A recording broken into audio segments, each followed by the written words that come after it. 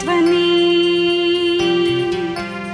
ఇది క్రీస్తు యేసు ప్రేమ ధ్వని, ఇది జగతిలో మ్రోగే సిలువ ధ్వని. పిలుచుచున్నది ప్రతి వారిని, వినుమా విశ్వసించుమా.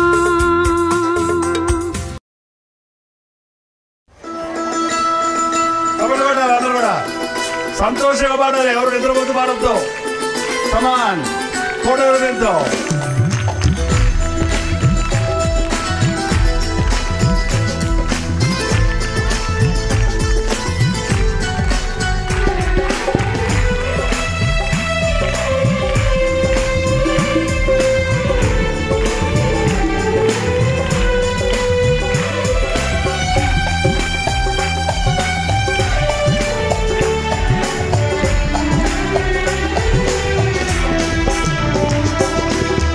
ఎంత మంచి దేవుడవేసయ్యా,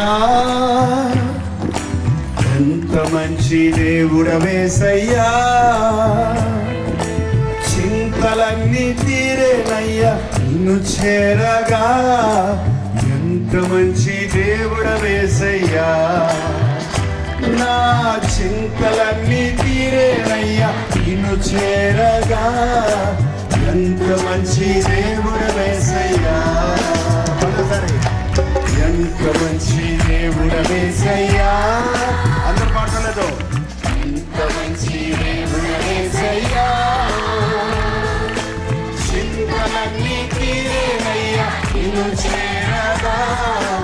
ఎంత మంచి దేవుడవేసయ్యా, నా చింతలన్నీ తీరేనయ్యా నిన్ను చేరగా.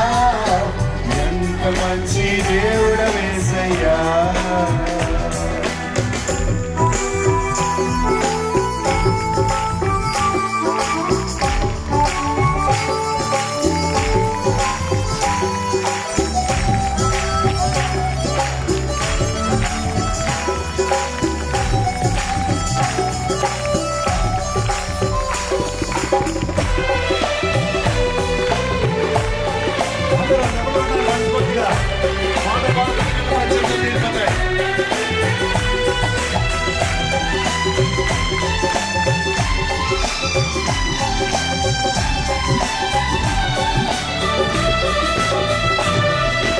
ఘోర పాపినైనా నేను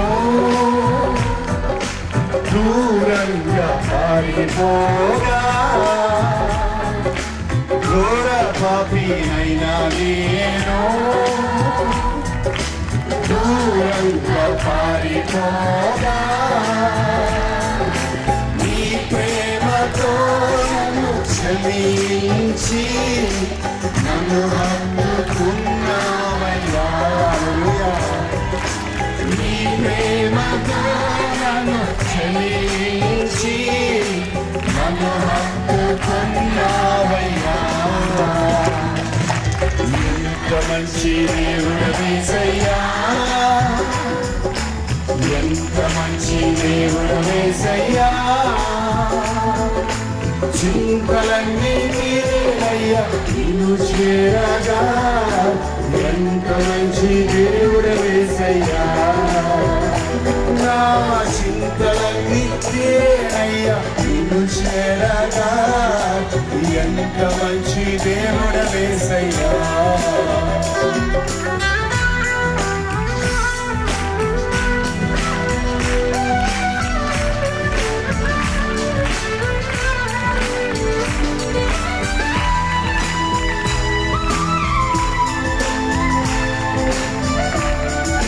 నాకున్న వారందరూ నన్ను విడిచిపోయినను, ఎన్నో ఇబ్బందులు గురి చేసిన విడవలేదయ్యా.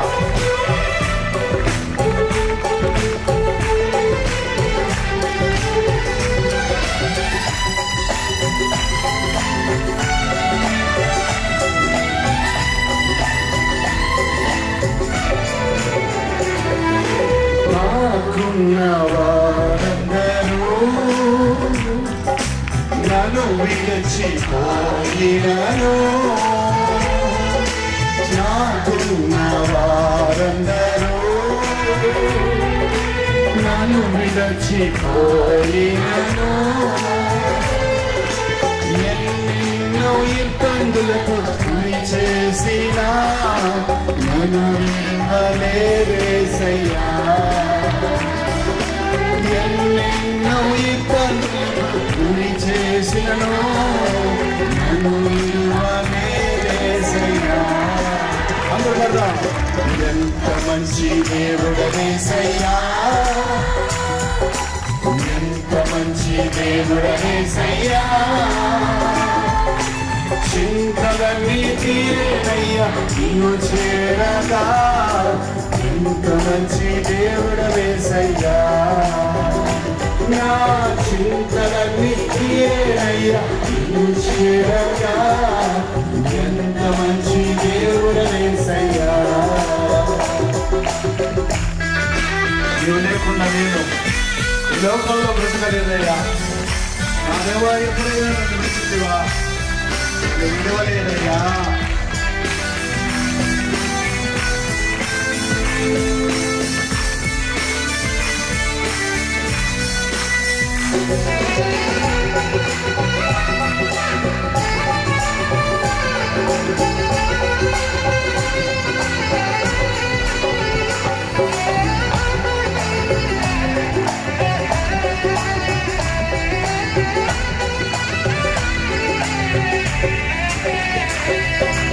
నీవు లేకుండా నేను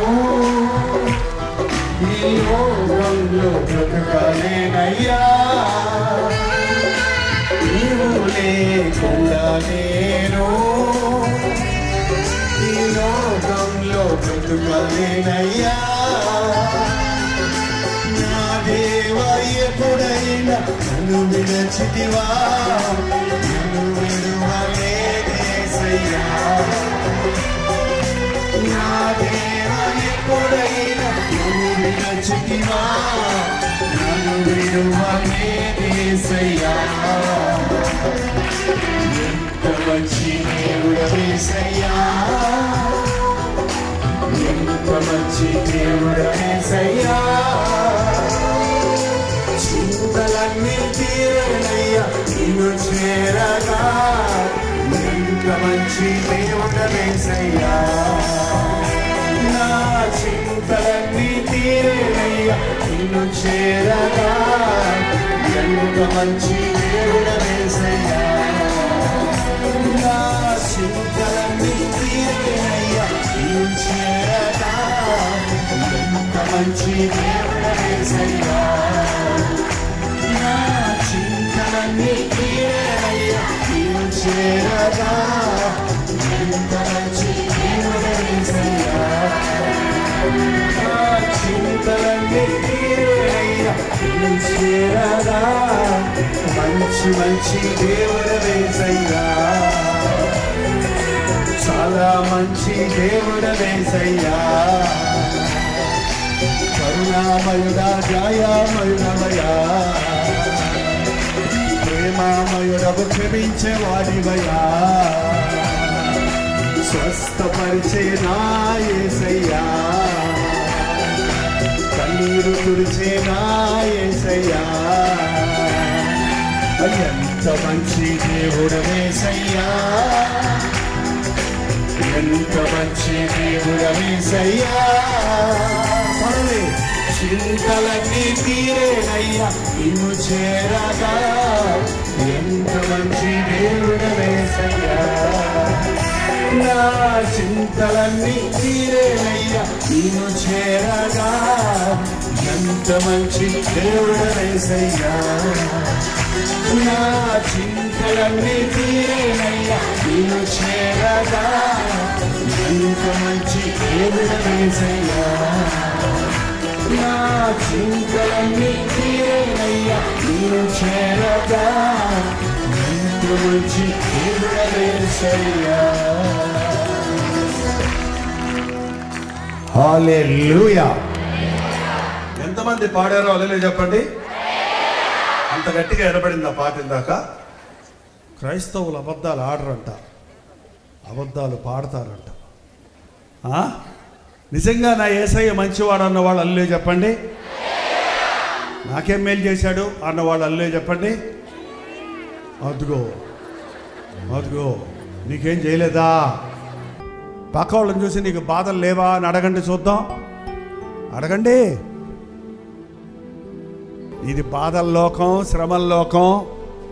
ఆ శ్రమలకు, ఆ బాధకు నివారణ లోకంలో దొరుకుద్దని తాగేవాళ్ళు తాగుతున్నారు, ఆడేవాళ్ళు ఆడుతున్నారు, నిద్రపోతున్నారు, అది ఇది చేస్తూ ఆ బాధ తట్టుకోవడానికి మర్చిపోవడానికి ప్రయత్నిస్తున్నారు. కానీ మన బాధలన్నీ తీర్చేవాడు, మన చింతలన్నీ తీర్చేవాడు మన యేసయ్య. ప్రార్థన ఆలకించే దేవుడవు, చేయి చాపి నన్ను ముట్టే దేవుడవు, జీవము కలిగిన దేవుడవు. అయ్యా ఎంత మంచి దేవుడు యేసయ్య. పాడదామా? నోరు మాట్లాడాలి, చేయి చాపలు మాట్లాడాలి. ఓకే. ఎంత మంచి దేవుడు యేసయ్యా, ఎంత మంచి దేవుడు యేసయ్యా, చింతలన్నీ తీరేనయ్యా నిన్ను చేరగా. ఎంత మంచి దేవుడు యేసయ్యా. సంతోషపడండి. చింతలన్నీ తీరేనయ్యా నిన్ను చేరగా. ఎంత మంచి దేవుడు యేసయ్యా.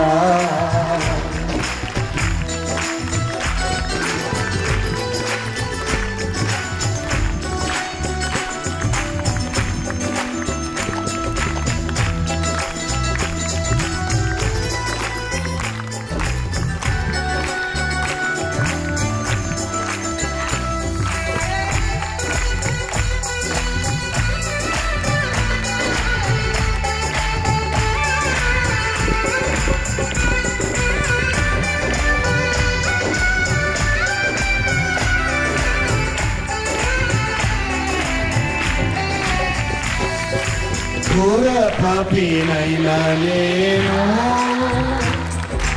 దూరంగా పారిపోగా. ఘోర పాపినైనా నేను దూరంగా పారిపోగా. నీ ప్రేమతో నన్ను క్షమించి నన్ను హత్తుకున్నావయ్యా. నీ ప్రేమతో నన్ను క్షమించి నన్ను హత్తుకున్నావయ్యా. ఎంత మంచి దేవుడు.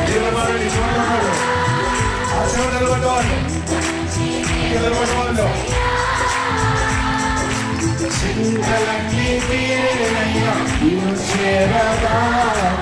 ఎంత మంచి దేవుడు యేసయ్యా.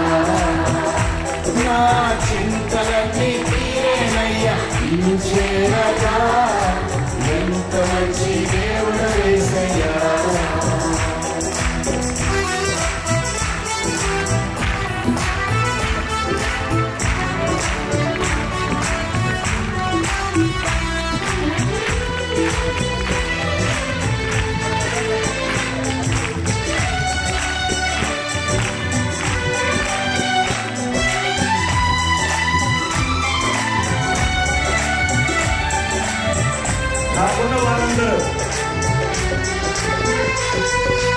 నాకున్న వారందరూ నన్ను విడిచిపోయినను. నాకున్న వారందరూ నన్ను విడిచిపోయినను. ఎన్నెన్నో ఇబ్బందులకు గురి చేసినను. నన్ను విడువలేదేసయ్యా. ఎన్నెన్నో ఇబ్బందులకు గురి చేసినను. నన్ను విడువలేదేసయ్యా. ఎంత మంచి దేవుడు యేసయ్యా. ఎంత మంచి దేవుడు యేసయ్యా. చింతలన్నీ తీరేనయ్యా నిన్ను చేరగా. ఎంత మంచి దేవుడు యేసయ్యా. నా చింతలన్నీ తీరేనయ్యా నిన్ను చేరగా. ఎంత మంచి దేవుడు యేసయ్యా.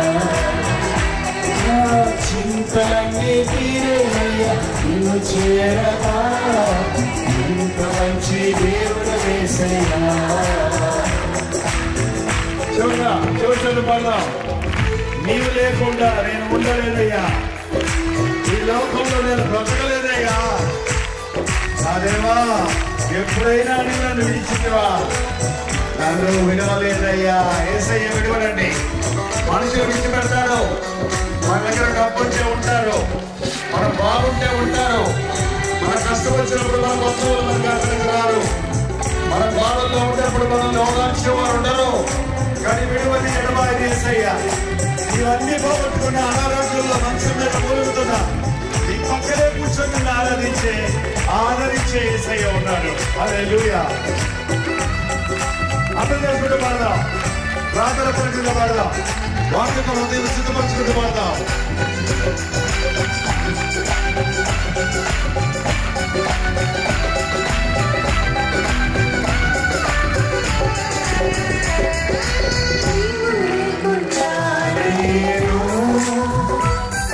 ఈ లోకంలో బ్రతుకలేనయ్యా, ఈ లోకంలో బ్రతుకలేనయ్యా. నా దేవా ఎప్పుడైనా నన్ను విడిచితివా, నన్ను విడువలేదేసయ్యా.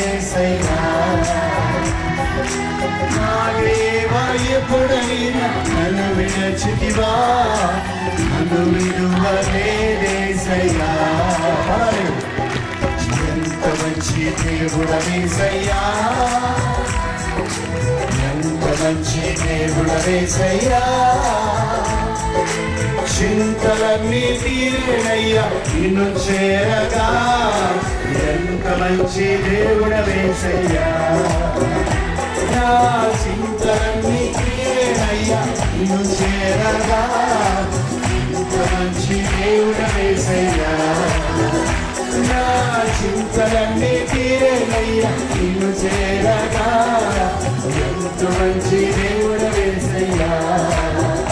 నా చింతలన్నీ తీరేనయ్యా నిన్ను చేరగా, ఎంత మంచి దేవుడవేసయ్యా. నా చింతలన్నీ తీరేనయ్యా నిన్ను చేరగా, ఎంత మంచి దేవుడవేసయ్యా. నా చింతలన్నీ తీరేనయ్యా నిన్ను చేరగా, ఎంత మంచి దేవుడవేసయ్యా. ఎంత మంచి దేవుడవేసయ్యా, ఎంతో మంచి దేవుడవేసయ్యా.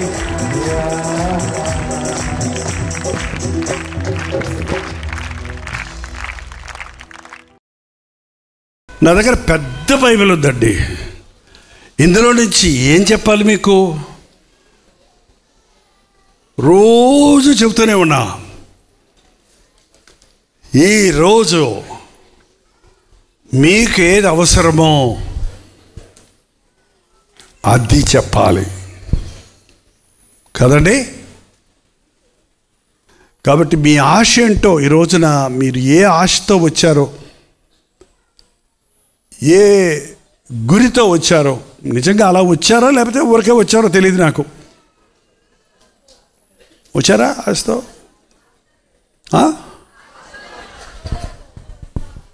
ఏమో ఈ మధ్య షాపింగ్కి వెళ్ళేటప్పుడు కొంతమంది ఆ షాప్లోకి వెళ్తారు, ఏం కావాలంటే అబ్బే ఏం అక్కర్లే, ఆయన చూసిపోదామని వచ్చాను అనుకోండి, వాళ్ళంతా ముఖం ఎట్ట పెడతారు. అప్పుడు ఇంకా పోకుండా అక్కడే ఉన్నాం అనుకో తరుముతారు. మనకు ఒక ఐడియా ఉంటుంది, ఒక చీర కొనుక్కోవాలి, లేకపోతే బర్త్డేకి బిడ్డకి డ్రెస్ కొనాలి, లేకపోతే ఇంకేదో సరుకులు కొనుక్కోవాలి అని ఒక లిస్టు పెట్టుకొని వెళ్ళేవాళ్ళం పూర్వకాలం. ఎందుకంటే పూర్వం ఇలాగ అన్నీ ఎదురుకుండా పెట్టరు, చూసి అన్ని సంచులు వేసుకొని రావడానికి. మా అమ్మగారు ఇంత పెద్ద లిస్ట్ రాసి ఇచ్చేవారు నాకు. గసగసాలు, ధనియాలు, యాలుక్కాయలు, లవంగాలు. అప్పుడు కట్టిన కంటతా ఇప్పుడు కూడా ఉంది. ఇప్పుడు ఎంతోమందికి తెలియదు, రోజు తింటూనే ఉంటారు. లవంగాలు అంటే ఎట్లుంటాయి అని అడుగుతాడు. ఏంటండి ఈ సగం తెలుగు వాళ్ళకి అసలు తెలుగు పదం తెలుగులో ఏమంటారు, ఇంగ్లీష్లో ఏమంటారు అసలు తెలియదు దానికి. ఇప్పుడు ఏమో అన్నీ ఎదురుకుండా ఉంటాయి, పొట్లాలు తీసుకోవడం, అందులో వేసుకోవటం, ఆ కార్డు ఒకటి ఉంటుంది కదా గీకేయటం. ఎన్ని వేలు అయిందో ఏం చూసుకోరు, క్రెడిట్ కార్డు నోట్ వచ్చాక అప్పుడు చూసుకుంటారు. అయ్యో 30 రూపాయలకు కొనే సబ్బు 60 రూపాయలు ఎప్పుడైంది? నువ్వు చూసుకోకుండా గీసేసావు. ఏంటంటే రేట్లు పెరిగిపోతున్నాయి. పూర్వకాలం రేట్లు బేరమాడుకొని తెచ్చుకునేవాళ్ళు. ఇప్పుడు ఏం లేదు, అందరూ అందులో ఉంటాయి. ఎంఆర్పి అంటాడు అంతే. వాడు ఎంత అడిగితే అంత ఇచ్చేసి వచ్చేయటమే. మళ్ళీ ఏమంటున్నావు? జీతం చాలటం లేదు. ఎట చాలుతుంది? ఎట సరిపోద్ది? రేట్లు పెరుగుతున్నాయి, జీతాలు పెరుగుతున్నాయా? అసలు ఉద్యోగాలు ఊడుతుంటే జీతాలు అట పెరుగుతాయి. జీతాలు పెరగటం పోయి ఏమైంది? ఉద్యోగాలు ఊడిపోతున్నాయి. గవర్నమెంట్ జాబులు కన్నుమరుగు అయిపోతున్నాయి. గవర్నమెంట్ జాబే కానీ ప్రైవేట్ ఏంటంటే ప్రైవేట్ పార్టీ అంట. మళ్ళీ మధ్యలో కమిషన్ ఆడికి మధ్యలో ఒకటి తీసుకొని కాంట్రాక్టు వాడిస్తాడు, ఎప్పుడు కావాలంటే అప్పుడు తీసేస్తాడు. ఇలాంటి పరిస్థితుల్లో దేశాన్ని నమ్మకండి, మనుషుల్ని నమ్మకండి. ఎవరు నమ్మాలండి? యేసు ప్రభు నమ్మినోడికి ఏ మేలు కోదువు ఉండదు. యేసు ప్రభు మన ప్రతి అవసరతను తీరుస్తాడని బైబిల్ రాయబడి ఉందండి. బైబిల్లో అనేకమైన ఉదాహరణలు ఉన్నాయి. ఒక్క పాయింట్ మిమ్మల్ని అడగాలనుకుంటున్నాను. అప్పులు ఎంతమందికి ఉన్నాయో చేయి చూపిస్తారా?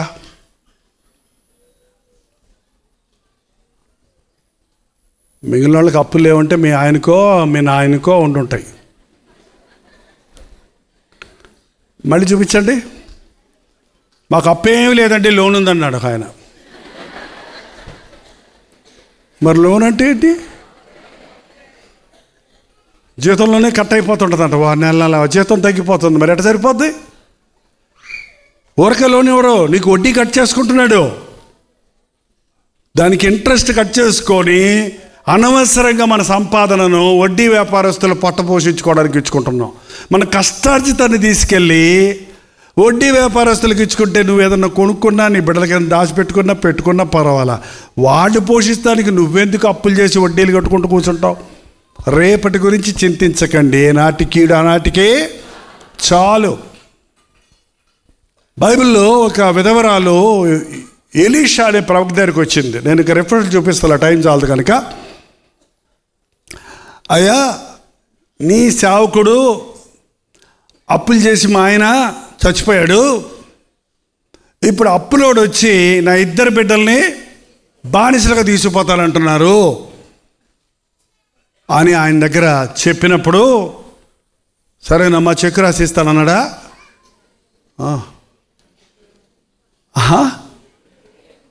కాదండి, నా సూటు బూటు చూసి చాలామంది నా దగ్గరకు వచ్చి డబ్బులు అడుగుతుంటారు. నా జేబుల్లో ఎవడన్నా దొంగతనం చేస్తే దొరికే ఈ 2 చేతురుమాలు దొరుకుతాయండి, ఇటొకటి ఇటొకటి. ఒకటి ముక్కు తుడుచుకోవడానికి, ఒకటి మొహం తుడుచుకోవడానికి. అంటే ఒకటి మురికిది, ఒకటి మంచిది అన్నమాట. అంతే, ఇంకేం ఉండవు.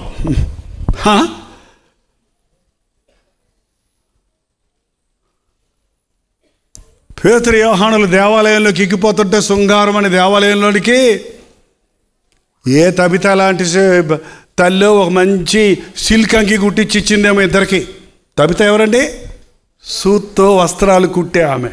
సేవకుల్ని గౌరవించి ప్రేమించి చాలామంది సేవకులకి వస్త్రాలు ఇస్తారు. మన ఆంధ్ర వాళ్ళకు ఉన్న అలవాటు అది.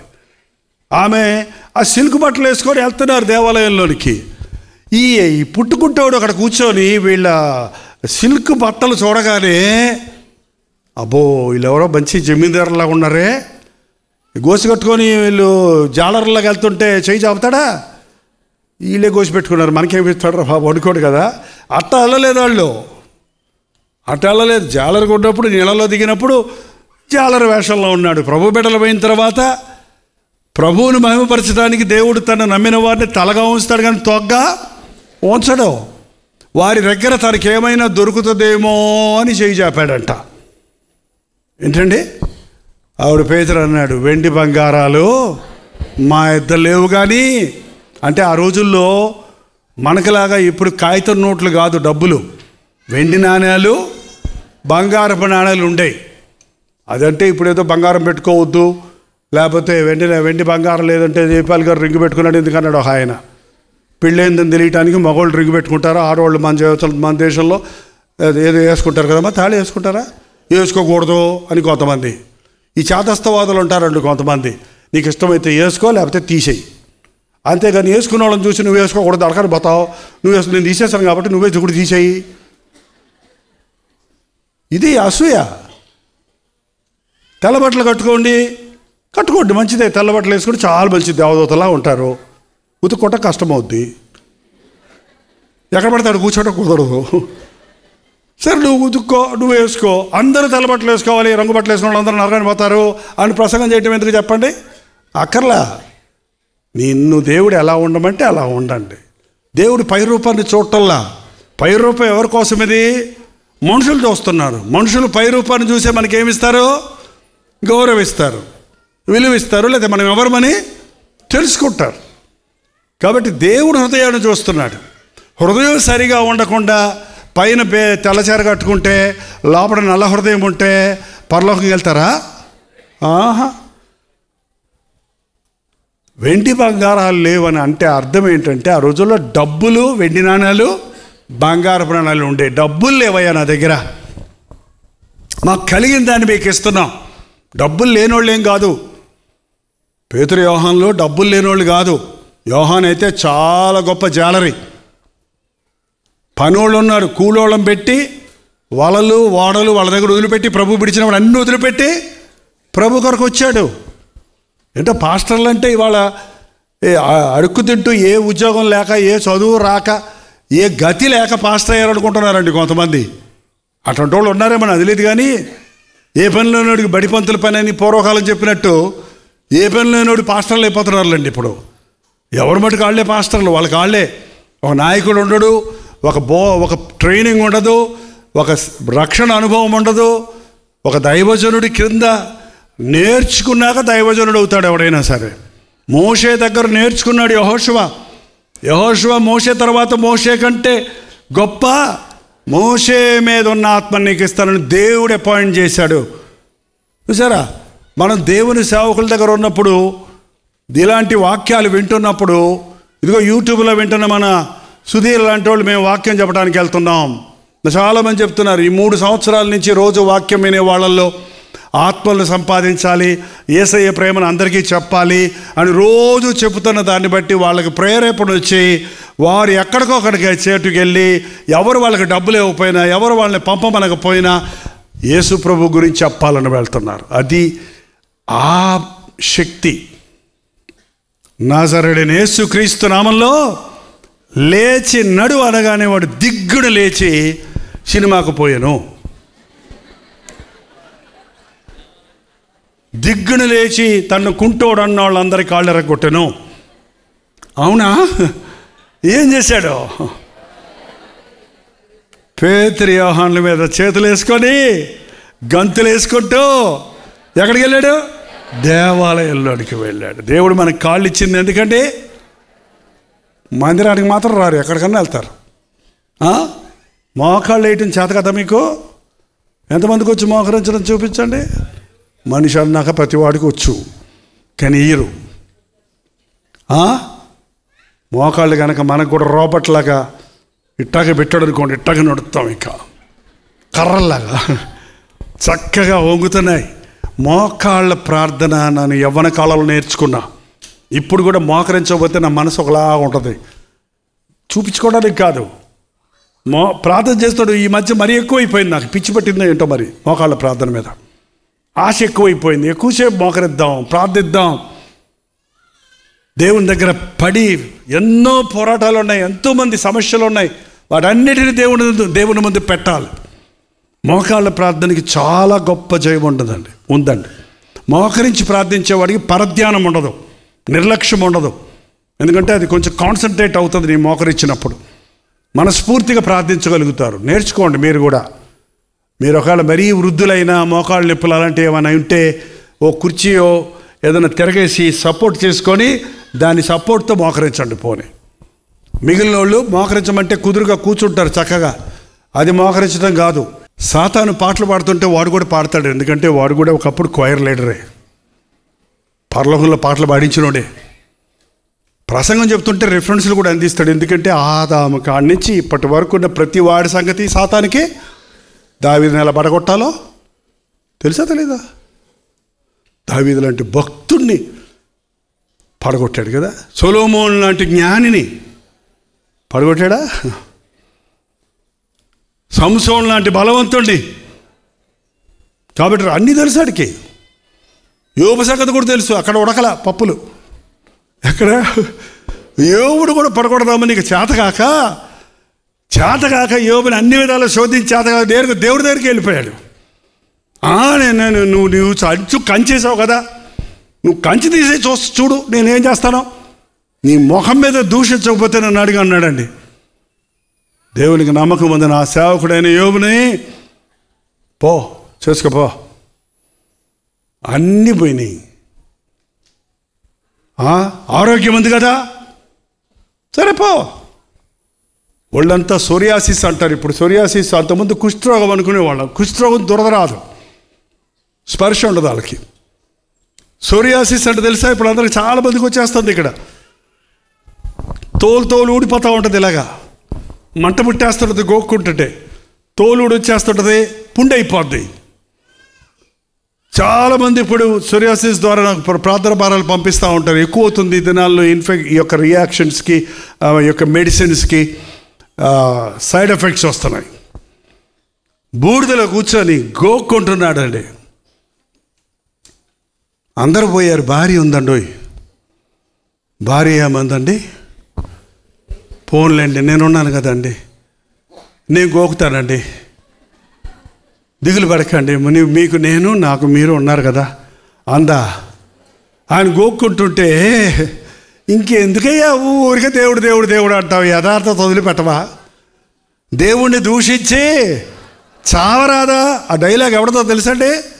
సాతాంది. సైతాను భార్య ద్వారా మాట్లాడిస్తున్నాడు. యేసు ప్రభు దగ్గరికి వచ్చి సైతాను ఎవరి ద్వారా మాట్లాడాడు తెలుసా మీకు? పేతురు ద్వారా మాట్లాడాడు. సిలువ నీకు దూరమగును గాక అంటే ప్రభు ఏమన్నాడు? సాతానా వెనక్కి పో. ఎప్పుడు దేవుడిని దూషించకండి, ఎప్పుడు దేవుడి మీద నింద మోపకండి. దేవుడు ఎక్కడున్నాడు, దేవుడు ఏం చేశాడు, దేవుడు ఏమి ఇచ్చాడు, దేవుడు ఉంటే ఇదెందుకు జరగాలి? ఈ దేవదూషణ అనేది భయంకరమైన పాపం. అది సాతాను ప్రేరేపణతో అనేకుల్ని ఈ రోజున వాడు పాడై చుట్టూన వాళ్ళని పాడు చేస్తున్నాడండి. యోబు అప్పుడు కూడా ఆ పరీక్షలో కూడా పాస్ అయ్యాడు. ఇక్కడ ఎంతమంది పెళ్ళిళ్ళు అయిన వాళ్ళు ఉన్నారో కానండి, స్త్రీలు జ్ఞానవంతురాలు తన ఇల్లు కట్టును. అమ్మ స్త్రీలు మీకు తెలుసా? మా పెళ్ళైన స్త్రీలకి ఏంటి, మీ ఆయన ఎంత మీసాలు తిప్పినా, ఎంత రోషంగా మాట్లాడినా, మీరు మనస్సు నెమ్మదిగా ఉండనివ్వకపోతే వాళ్ళు నెమ్మదిగా ఉండలేరు. ఎందుకు తాగుబోతులు అవుతున్నారు అనుకుంటున్నారు?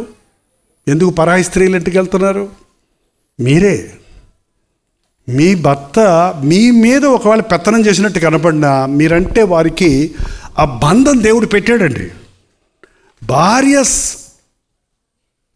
ప్రోత్సహిస్తే, భార్య సమాధానంగా ఉంటే పురుషుడు ఏదైనా సాధించగలుగుతాడు. భార్య సహకారం లేకుండా పురుషుడు ఏమీ సాధించలేడండి. నా భార్య సహకరించింది కాబట్టే మేము గుడిసెలో ఉన్నా. పుట్టింది కాడి నుంచి మేము గుడిసెలో ఉండలేదు, నా భార్య వాళ్ళు గుడిసెల్లో ఉండలేదు. ప్రభు నిమిత్తమై దేవుడు వెళ్ళమన్న చోటుకెళ్ళి గుడిసెల్లో ఉండి చందా బియ్యం తిని, ఏంటంటే ఒకళ్ళు నూకలు తెస్తారు, ఒకళ్ళు ఉడ్లు తెస్తారు, ఒకళ్ళు పాత బియ్యం, వాళ్ళు కొత్త బియ్యం అన్నీ కలుపుకొని వండుకొని తినేవాళ్ళం ఇద్దరం. మా అత్తగారు వచ్చి, అమ్మాయి నీళ్ళు వసుకుంది, ఇలాంటి అన్నం తిడితే పుట్టేవాడు ఇలా సన్నగా పడతాడు అంది. నా పెద్ద కూడా చూడండి సన్నగా ఉన్నాడు, ఎట్టున్నాడు తెలుస్తుంది.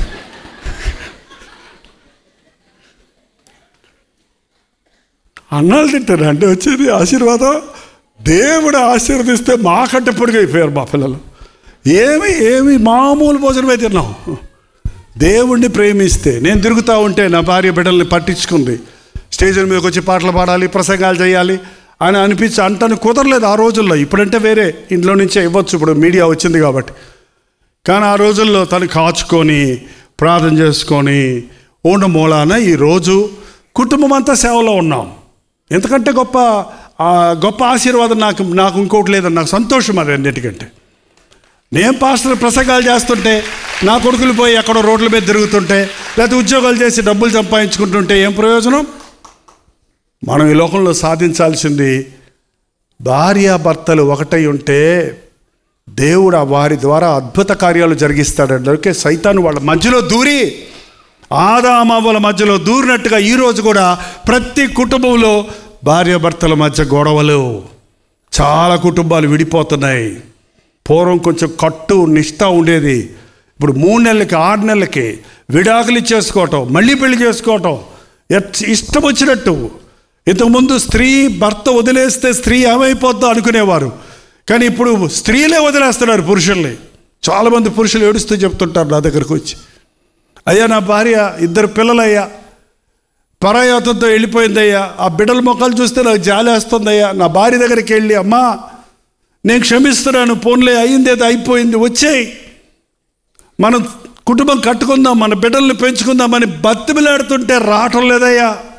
నా భార్య నా దగ్గరకు వచ్చేటట్టుకు ప్రార్థన చేయండి అంటున్నాడండి. ఆమె చెడిపోయినా పర్వాలేదు, మరొకటితో వెళ్ళిపోయినా పర్వాలేదు, నేను క్షమించడానికి సిద్ధమే అని పురుషుడు అంటున్నాడు ఈరోజు. సరేలేండి, తాగి భార్యను చిత్రహింస చేసే పురుషులు కూడా మన దేశంలో కావలసినంత మంది ఉన్నారు. దీని అన్నిటికీ వెనకాల నుండి వర్క్ చేసేది ఎవడన్నమాట? భర్త ప్రార్థిస్తుంటే భార్య అడ్డం పెడుతుంది, భార్య ప్రార్థిస్తుంటే భర్త అడ్డం పెడతాడు, ఇద్దరు ప్రార్థిస్తుంటే బిడ్డల్లో దూరతాడు సాతాను. కానీ దాన్ని ఎదిరించాడు. మామూలు వ్యక్తి అయితే యోబు అనేవాడు, యోబు మనలాంటోడైతే చావరాదా అంటే, నిన్ను చంపి నేను చేస్తాను రావే అని ఉండేవారు. ఏంటంటే ఇప్పుడు చాలామంది అదే, వీళ్ళు గొడవలు ఎక్కువైపోయి విషం తెచ్చుకొని ఇద్దరు కలిసి సాగి చచ్చిపోతున్నారు.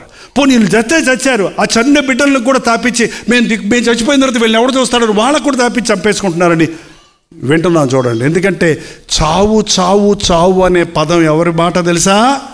నేను చావను, నేను బ్రతికి నా దేవుని కార్యాలు వివరిస్తా.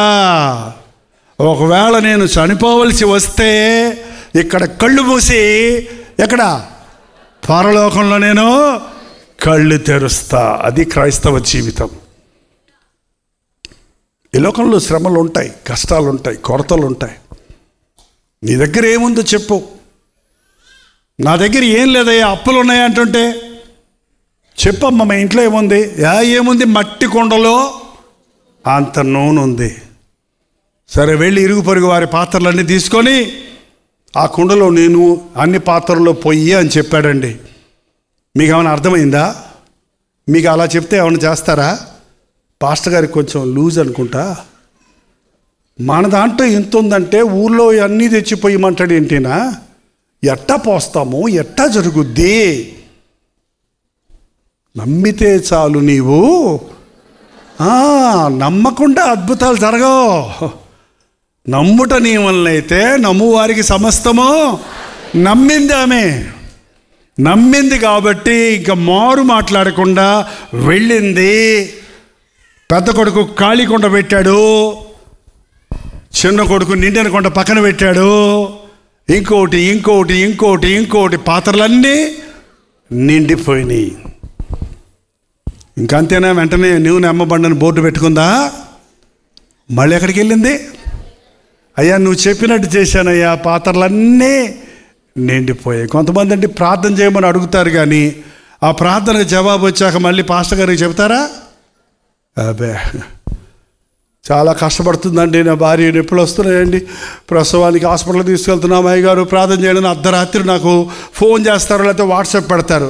నేను ప్రభా ఏ కీడు జరగకుండా చేయి, సుఖ ప్రసూతి దయచేయి అని నేను ప్రార్థన చేస్తూనే ఉంటే ఎంతసేపటికి ఏమీ చెప్పడు. 2వ రోజు అయిపోయింది, 3వ రోజు అయిపోయింది. నేను కనపడ్డ వాళ్ళందరిని అడుగుతున్నా, ఏ బుధవారం మీటింగ్ వచ్చి ఏమైందయ్యా అంటే, మీరు ప్రార్థన చేసిన 5 నిమిషాలకి సుఖప్రసవం జరిగేసిందండి. మరి నువ్వు ఒక్క మాటనే చెప్పలేదయ్యా. ఇంకెందుకు కష్టం వచ్చినప్పుడు చెప్తారా? ఆపత్కాలంలో నీవు నాకు మొరపెట్టు, నేను నిన్ను విడిపించదను, నువ్వు నన్ను మర్చిపో అన్నాడా? నువ్వు నన్ను మహిమపరచాలి. ఎప్పుడు గుర్తుపెట్టుకోండి, మన కష్టాలు తీరినంటే ప్రభువుని మర్చిపోవద్దు, ప్రభువును స్తుతించాలి. 12 సంవత్సరాల రక్తస్రావ రోగంతో ఉన్న ఒక స్త్రీ, రక్తస్రావ రోగం అంటే ఎంత బలహీనలు అయిపోతారో స్త్రీలు, 12 సంవత్సరాలు అంటే ఎముకలు గూడ్లాగా అయిపోయింది ఆమె. ఎంత వైద్యుల దగ్గరికి వెళ్ళిందో, భూత వైద్యం, ఆ వైద్యం, హోమియోపతి, ఆర్యోపతి, ఆయుర్వేదం అన్నీ వాడింది. నానా వైద్యుల దగ్గరికి వెళ్ళి మరిన్ని తిప్పలు పడిందంట. ఉన్నదంతా ఖర్చు అయిపోయింది, డబ్బంతా. ఎవరో చెప్పారంటే యేసుప్రభుని గురించి.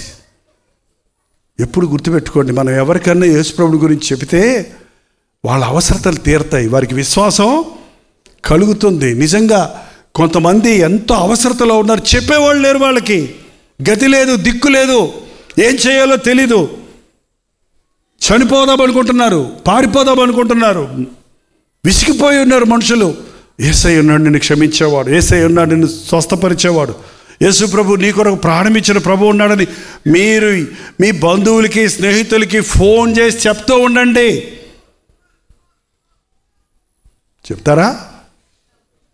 మన ఆంధ్రాలో మామూలుగా అడిగే మాట, మనం కలుసుకున్నప్పుడు నేను రోజు టీవీలో అడిగే మాట, బాగున్నారా? కొంతమంది తల్లులు చెప్తారు, అయ్యా ఇవాళ అడగలేదే, ఒక్కో రోజు నేను మర్చిపోతే ఇవాళ అడగలేదే అయ్యా. నువ్వు ఆ మాట అనగానే మాకు కాస్త ఆదరణ దొరుకుతుంది అయ్యా. ఎవరు మమ్మల్ని అడగటం లేదు. అమ్మ అన్నం తిన్నావా అడుగుతారండి? అబ్బే అమ్మ మాత్రం తినయ్యా తినయ్యా తిన. ఎన్నిసార్లు బతిలాడిందో నిన్ను చిన్నప్పుడు అడుగు. ఇప్పుడు మొసలిదయింది అమ్మ, మూలపడి ఉంది. అమ్మ అన్నం తిన్నావా? అమ్మ ముద్ద తినమ్మా అంటే ఏమైపోద్ది? అమ్మ ఇంకో 10 సంవత్సరాలు బతికితే నీకు కష్టమైపోద్దని బాధ. ప్రేమగా మాట్లాడండి. మనుషులకు దేవుని ప్రేమ ఉన్నప్పుడు మన ఇంటి వారిని ప్రేమిస్తాం, మన శత్రువులను కూడా ప్రేమిస్తాం. ఈ రోజున అనేక జీవితాల్లో ఆ స్త్రీ ఎన్ని బాధలు పడింది. ఎవరో చెప్పారు, అక్క యేసుప్రభు ఆయన ఉన్నాడు, ఆయన అనేక మంది రోగులు బాగు చేస్తాడని చెబితే ఆమె వెనక తట్టు వెళ్ళిందంట. ఎందుకంటే బయట అంటారు కదా మన దేశంలో, బయట 3 రోజులు ఆవిడ ముట్టుకోకూడదు. ఇవన్నీ పోయినాయిలే ఇప్పుడు. మా నాయనమ్మ భలే చేతస్తపు తల్లి.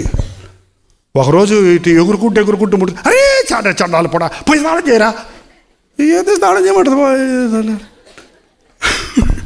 అర్థమయ్యేది కాదు నాకు. అలాగ అందరిలో యూదులు చాలా సాంప్రదాయం, వాళ్ళు ముట్టుకోకూడదు. శవం దగ్గరికి వెళ్ళి వచ్చినోడు 7 రోజులు ఉండాలి. అలాగ అన్నీ ఉన్నాయి, చట్టాలు ఉన్నాయి, హైజీన్ ఉంది. కరోనా రాకముందే ఉంది. కరోనా అప్పుడు ఇవన్నీ పెట్టారు కదా మనకి.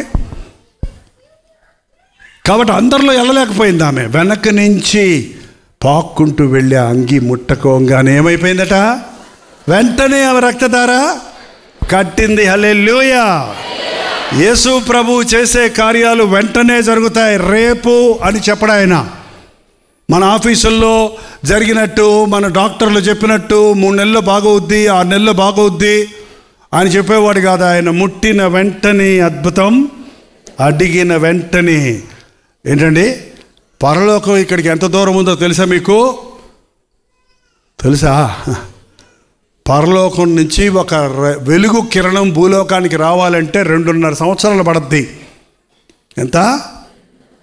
ఈ వెలుగు ఉంది చూడండి, లైట్ ఇక్కడి నుంచి వస్తుంది. 1886 మైళ్ళ వేగంతో 1 నిమిషానికి ప్రయాణం చేస్తుంది అది. వెలుగు కిరణాలు 1086 మైళ్ళు 1 నిమిషంలో ప్రయాణం చేస్తుంది. అంత వేగంగా ఆకాశంలోని నక్షత్రాలలోని యొక్క వెలుగు భూలోకానికి చేరాలంటే 2.5 సంవత్సరాలు పడుతుందట. అంత దూరంలో ఉన్నాయి కాబట్టి మినుకు అంటే కనపడుతున్నాయి. నక్షత్రాలంటే చిన్నవి కావు, మన భూమి కంటే చాలా పెద్దవి. ఇంకా అక్కడ ఉన్న ప్రభు ఎంత పెద్దోడో మనం బొమ్మలు వేసి చూపించడం కుదరదు. ఆకాశము నా సింహాసనము, భూమి నా పాదపీఠము, మీరు నా నిమిత్తమై కట్టనుద్దేశించిన ఆలయము. ఏ పాటిది? దేవుడిని కూర్చోబెడతానికి కాదండి ఆలయం, మనం కూర్చుంటానికి. ఎందుకంటే ఎక్కడిద్దరు ముగ్గురు నా నామంలో కూడా ఉంటారు, అక్కడ నేను ఉంటానన్నాడు. వెంటనే జవాబిస్తున్నాడు. మన ప్రార్థన ఆయనకి వినపడుతుంది. వెంటనే ఆయన దగ్గర నుంచి జవాబు వస్తుందండి. వెంటనే ఆమె రక్తధార కట్టెను. ప్రభు ఆగిపోయాడండి. ఎవరు నన్ను ముట్టారో, నాలో నుంచి ప్రభావం వెళ్ళిపోయింది. పేతురు అంటున్నాడు, ఇందాక నుంచి అందరి మీద పడుతున్నారు, తోసుకుంటూ వెళ్తున్నారు. పెద్ద జనసమూహం ఉంది చుట్టూ, అందరు నీకు తగులుతూనే ఉన్నారు. ప్రభా, ఎవరో నిన్ను ముట్టారంటావేంటి? అందరూ తగులుతున్నారు, కానీ ఎవరో ఒకరు విశ్వాసంతో ముట్టారు. గట్టిగా దగ్గరికి వచ్చిన వాళ్ళందరికీ అద్భుతాలు జరగవండి. వచ్చిన వాళ్ళందరికీ జరగవు. ఎవరు జరుగుతాయి? నమ్మిన వాళ్ళందరికీ జరుగుతాయి. ఎవరు జరుగుతాయి? నమ్మిన వాళ్ళకి జరుగుతాయి. నమ్మకంతో ముట్టింది ఆమె. ఆప్ చేయించాడు ఎవరు? ఆమెకి నేను దాక్కోలేను, బయటకు వచ్చి తన కథ అంతా చెప్పింది. 12 సంవత్సరాల నుంచి నేను బాధపడుతున్నాను. ఇదిగా ప్రభు పాదం అంగీ ముట్టగానే నా రోగం నివారణ అయింది అనగానే సాక్ష్యం చెప్పించాడు అందరికీ. ఎప్పుడైనా సరే దేవుడు చేసిన మేళ్ళు మనం సాక్ష్యము అంటే మైకిచ్చి చర్చిలో చెప్పమనే దాకా ఉండక్కర్లేదు. మీ పక్కింటి వాళ్ళకో, మీ ఎదురింటి వాళ్ళకో, ఇప్పుడు ఫోన్లు ఉన్నాయి కదా, వాట్సాప్ పెట్టో, ఫోన్ చేసో దేవుడు చేసిన మేళ్లకు మొదటగా దేవుని సందులో మోకరించి ఆయనకి స్తుతులు చెల్లించాలి. ఆమెతో ఒక మాట చెప్పాడు, నీకు స్వస్థత కలిగింది, నీ వ్యాధి నివారణ అయ్యింది. అంటే ఇందాక అయింది కదా, ఇందాక అవ్వింది ఏంటంటే అప్పటికి అయ్యింది. ఇప్పుడు మీరు చాలామంది ప్రార్థన చేసుకున్నాడు, పాస్టర్ గారు ప్రార్థన చేశాక బాగుంది అంటారండి. ముఖ్యంగా దెయ్యం పట్టిన వాళ్ళు ఉంటారు. మీరు ఎవరు లేరు అనుకుంటా, ఉన్నారా? ఓకే. దెయ్యం పోతాడా అని వెళ్ళిపోద్దండి. వెళ్ళిపోయిన తర్వాత మళ్ళీ ఇంటికి వెళ్ళాక మళ్ళీ వచ్చుద్ది. కొంతమంది పాస్టర్ గారికి ఇదే పని, వారం దెయ్యం కొడతామే. వేరే దెయ్యాలు కదా, అదే దెయ్యం, అదే మనిషి. కొంతమందికి దెయ్యాలు రోగాల రూపంలో వస్తాయి. ప్రభా ఈ తలపొడి తీసేయి, తగ్గినట్టుందండి, తగ్గిందండి. మళ్ళీ గుమ్మం దాటగానే మళ్ళీ తలపొడి వస్తుంది. తాత్సమయానికి తగ్గించే కాదు రోగం. అమృతాంజనం జండు బాంబు అంటారు చూడండి, పూర్వం నెత్తి చూడ రాసుకుంటూనే ఉంటారు. కాసేపు ఆ తిమ్మిరి పెట్టి రానట్టు ఉంటుంది. అది తగ్గగానే మళ్ళీ రాసుకుంటారు. అట్ట కాదు, యేసు ప్రభు స్వస్థపరిస్తే అది ఎన్నటెన్నటికీ స్వస్థత. మా చర్చిలో డాక్టర్ గారి భార్య ఉంది, ఆమె క్యాన్సర్ వచ్చింది. భయంకరం, మొత్తం రక్త కణాలన్నీ మళ్ళీ తీసి మళ్ళీ చేయాల్సి వచ్చింది. ప్రార్థన చేసుకొని ప్రభువుని నమ్ముకొని ఆ ట్రీట్మెంట్ కోసం వాళ్ళు ఇల్లు అమ్మేసుకోవాల్సి వచ్చింది, కారు అమ్మేసుకోవాల్సి వచ్చింది. కానీ ప్రార్థన గంటకి ప్రార్థన చేసినప్పుడు ఆమె పూర్తిగా స్వస్థపడింది. మళ్ళీ కొత్త ఇల్లు ఇచ్చాడు దేవుడు, కొత్త కారు ఇచ్చాడు దేవుడు. మళ్ళీ ఇప్పుడు 7 సంవత్సరాలు పైబడి అయిపోయింది. మళ్ళీ క్యాన్సర్ సిమ్టమే సాధారణ క్యాన్సర్ వస్తే 2 ఏళ్ళకి మళ్ళీ తగ్గినా కూడా ఏమవుద్దంట, వైద్యం చేస్తే దేవుడు స్వస్థపరిస్తే అది ఎన్నటన్నిటికీ స్వస్థత. ప్రభువును మనం మహిమపరుస్తూ ఉంటేనండి స్వస్థత కొనసాగుతూ ఉంటుంది. నువ్వు ఏ గోతులో నుంచి లేచావో, ఏ బండలో నుంచి చెక్కబడ్డావో మర్చిపోకూడదు. స్వస్థత పొందిటివి మరెక్కువ కీడు నీ మీదకు రాకూడనట్లు ఏం చెప్పాడండి? ఇక నువ్వు వెళ్ళి పాపము చేయకు. ఆ పాపాత్మురాలను ప్రభు దగ్గర తీసుకొచ్చినప్పుడు అందరూ రాళ్లతో కొట్టాలని వచ్చినప్పుడు మీలో పాపం లేని వాళ్ళు రాయి ఏంటంటే అందరూ వారి పాపాలు యేసయ్య ముఖ కాంతిలో చూసుకొని పోయారు. ఆమె కూడా పోయి ఉండొచ్చు, అందరూ వెళ్ళిపోయారు కదా నేరం మోపిన వాళ్ళందరూ. కానీ ఆమె అక్కడే నిలబడి ఉంది. ఆయన తలెత్తి చూసి, అమ్మా ఎవరు నీకు శిక్ష విధించలేదా? లేదు ప్రభువా, పాపము లేనివాడు నువ్వు అక్కడవే నన్ను శిక్షించడానికి అర్హుడవు. నా పాపానికి శిక్ష కావాల్సిందే. నువ్వు నన్ను రాళ్ళతో కొట్టి చంపితే నీ చేతుల్లో చేస్తే చాలు నాకు అనుకుని నిలబడింది అక్కడ ఆమె.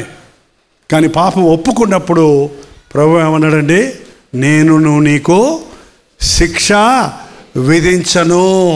ఇంకో మాట అన్నాడు, ఇక నువ్వు వెళ్ళి పాపము చేయకు.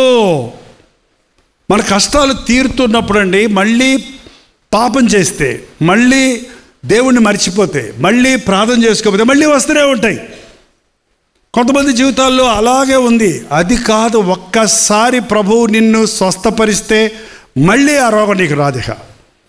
ఒక్కసారి ప్రభువు నిన్ను మారిస్తే మళ్ళీ పాపజోలికి పోవిక. ఎవడైనా నువ్వు క్రీస్తు యేసునందున్న ఎడల వాడు నూతన సృష్టి, పాతవి గతించను, సమస్తమును అన్ని కొత్త అయిపోయినాయి. ఇక పాతది ఏది ఉండదు మన జీవితాల్లో. అలాంటి మార్పు ప్రభు మనకి ఇవ్వాలని ఆశపడుతున్నాడండి. శోధనలు రోజు ఉంటాయి. మనిషిగా మనం బతికినంత కాలం, ఈ భూలోకంలో ఉన్నంత కాలం, ఈ లోకాధికారి ఎవరిప్పుడు? ఈ లోకాధికారి ఎవరు? సాతాను. మనం మట్టి శరీరంలో ఉన్నాం, మన లోపట ఆత్మ ఉంది, దేవుణ్ణి ప్రేమిస్తుంది. ఈ మట్టి లోకానికి లాగుతుంది. ఈ లోకాన్ని జయించడానికి, సాతాను ప్రేరేపణలకు లొంగకుండా ఉండడానికి, ఈ లోకాశలు, నేత్రాశ, శరీరాశ, జీవపు డంబాలు జయించడానికి మనం రోజు దేవుని సందులో ప్రార్థన చేయటం అవసరం. మనిషి బతకాలంటే 3 పూటలు తింటున్నారు కదా, ఆలస్యమైనా కూడా. ఏమని? ఆత్మ బతకాలంటే 3 పూట్ల దేవుని వాక్యం తినాలి, మోకాళ్ళుని ప్రార్థన చెయ్యాలి. దానియేలు రోజుకు 3 మారు ఏం చేసేవాడు? మోకాళ్ళుని ప్రార్థించేవాడు. దానియేలు ఒక బాలుడిగా, ఒక 17-18 సంవత్సరాల యవనస్తుడిగా రాజుదారికి బానిసగా తీసుకురాబడ్డాడు. 3 రాజుల కాలంలో దానియేలు ఉన్నాడు. దర్యావేష్ అనే రాజు కాలంలోకి వచ్చేటప్పటికి ఆయన ఇంకా 3 మారు మోకాళ్ళుని ప్రార్థిస్తున్నాడు. అప్పుడు ఆయన వయసు ఎంతో తెలుసా మీకు? 89 సంవత్సరాలు. 80-90 సంవత్సరాలు వయసులో కూడా 3 మారు మోకాళ్ళుని ప్రార్థించగలిగాడు. అందుకే దానియేలు దేవుడే దేవుడని నిరూపించగలిగాడు. ఈ రోజున ఏ సమస్యతో వచ్చారో అది వాళ్ళు తీర్చేశాడు. దాని గురించి పెరిగిన అవిశ్వాసం ఉంచకండి. బట్ మళ్ళీ రాకుండా ఉండాలంటే అది మీ చేతుల్లో ఉంది, నా చేతుల్లో లేదు, గెట్ టుగెదర్ చేతుల్లో లేదు. మళ్ళీ తీరిపోయినది మళ్ళీ నీ జీవితంలో రిపీట్ అవ్వకుండా ఉండాలంటే ఆ దురభ్యాసం కానీ, ఆ అనారోగ్యం కానీ, ఆ దిగులు కానీ, ఆ బాధ కానీ, ఆ సమస్య కానీ ఇక ఎప్పుడు నీ జీవితంలోనికి రాకుండా ఉండాలంటే నువ్వు దాన్ని కాపాడుకోవడానికి దేవునితో సహవాసము చేయాలండి. ఈ లైటు వెలుగుతూ ఉండాలంటే ఏముండాలి చెప్పండి? ఎలక్ట్రిసిటీ ఉండాలి. కనెక్షన్ తెంపేసామనుకోండి, ఏమవుద్ది? లైట్లు అలాగే ఉంటాయి, అక్కడే ఉంటాయి లైట్లు, బాగానే ఉంటాయి చూడటానికి, కానీ వెలగవు. మనం కూడా దేవునితో సహవాసం చేస్తున్నప్పుడు రోజు దేవునితో మాట్లాడుకోవటం, మన మనస్సులో దేవుడిని ధ్యానించటం, రోజంతా మోకాళ్ళ మీద కూర్చొని ప్రార్థన చేయడానికి నీకు కుదరదు, నాకు కుదరదు. కానీ రోజంతా దేవునితో మాట్లాడుకునే అనుభవం ఉండొచ్చు. మనం ఒక ధ్యాసలో ఉన్నప్పుడు చూడండి, మనం ఏ పని చేస్తున్నా సరే అదే ఆలోచిస్తుంటాం. చూసారా? అలాంటివి ఉన్నాయి మీకు? ఉంటాయి. మీ అమ్మగారు వస్తానన్నారు, 3 రోజుల్లో వస్తారనుకోండి. 3 రోజుల్లో వస్తానమ్మా అన్నారు అనుకోండి. నువ్వు ఏ పని చేస్తున్నా ఏ మనసులో ఉంటుంది చెప్పు? అమ్మ వస్తానంది, ఏం కూర ఉండాలి, అమ్మ వస్తానంది, ఏమి ఇవ్వాలి, అమ్మ వస్తానంది, ఏం తెమ్మని చెప్పాలి, అమ్మ వస్తానంది, నా కష్టం తీరుద్ది, నా సహాయం జరుగుద్ది, నా సంతోషం దొరుకుద్ది. అలాగే యేసయ్య వస్తానన్నాడు. అమ్మలను మించిన అమ్మ, నాన్నలను మించిన నాన్న, ఆ పరలోకపు తండ్రి వస్తా, ఇదిగో నేను త్వరగా వస్తున్నా. మీ హృదయాలు కలవరపడనీయకండి. నేను లోకాన్ని జయించాను, నేను మిమ్మల్ని అనాథలుగా విడవను, నేనొచ్చి నేనుండు స్థలంలో మీరు ఉండులాగున మళ్ళీ నేను మిమ్మల్ని తీసుకొని వెళ్తాను. ఆ ధ్యాసన్నోడికి ఈ లోకంలో శ్రమలు, కష్టాలను, ఈ లోకంలో కొరతలు లెక్క పెట్టుకుంటూ కూర్చోవలసిన అవసరత ఉండదండి. విశ్వాసం అంటే చూడని దానిని నమ్మటం, చూసిన తర్వాత నమ్మితే ఏమిటి దాని గొప్ప ఏమి కాదు. ఇక ఒకరాళ్ళకి తీసుకొచ్చాడు, మా ఆయనకి బాప్తీసం ఇవ్వండి, మా ఆయనకి రోగం ఉందండి, తగ్గిపోతే బాప్తీసం తీసుకుంటాడంట అంది. ఎప్పుడంట? అమ్మ ముందు ఆయన నమ్మి బాప్తీసం తీసుకోమను, అప్పుడు తగ్గుద్దన్న. ముందు తగ్గితే అప్పుడు అది విశ్వాసం కాదు. ఇదే విశాఖపట్నంలో అక్కడ కొండలు ఎక్కడో ఉన్నాయండి. అక్కడ ఒక ముసలామెకి కొంతమందికి మన స్పర్జన్ విట్టర్ గారు అనే సేవకులు ఉన్నారు ఇక్కడ. ఆయన సంఘంలో కొంతమందికి బాప్తీసాలు ఇవ్వడానికి ఒక 30 ఏళ్ల క్రితం నేను ఇక్కడికి వచ్చినప్పుడు నేరుగా అక్కడ నీళ్ళు లేకపోతే అది కొండలు కదా, ఇలాగ నేరుగా ఒక టబ్బులాగా ఉంది, దాంట్లో దింపారు. అక్కడ ఒక ఆమె ముసలామె వచ్చింది. ఆమెకు బాప్తీసం ఇచ్చినప్పుడు అడుగుతాం, అమ్మా యేసు ప్రభు నీ సొంత విషయం అంగీకరించావా? నేనేం చేస్తానంటే కొంత చమత్కారంగా మాట్లాడతాను. అమ్మా ఎందుకు వచ్చావు అని అడిగా. అమ్మా ఎందుకు వచ్చావు అంటే బాప్తీసం పొందడానికి వచ్చాయా? ఎందుకు అన్నాను. ఇవి గడ్డ ఉందయ్యా ఇక్కడ, ఈ గడ్డ తగ్గిపోద్దని బాప్తీసం తీసుకుందామని వచ్చాను. అంటే గడ్డ తగ్గకపోతే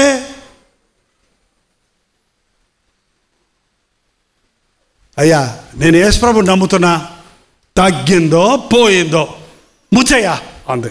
వాడికి భాష కదా.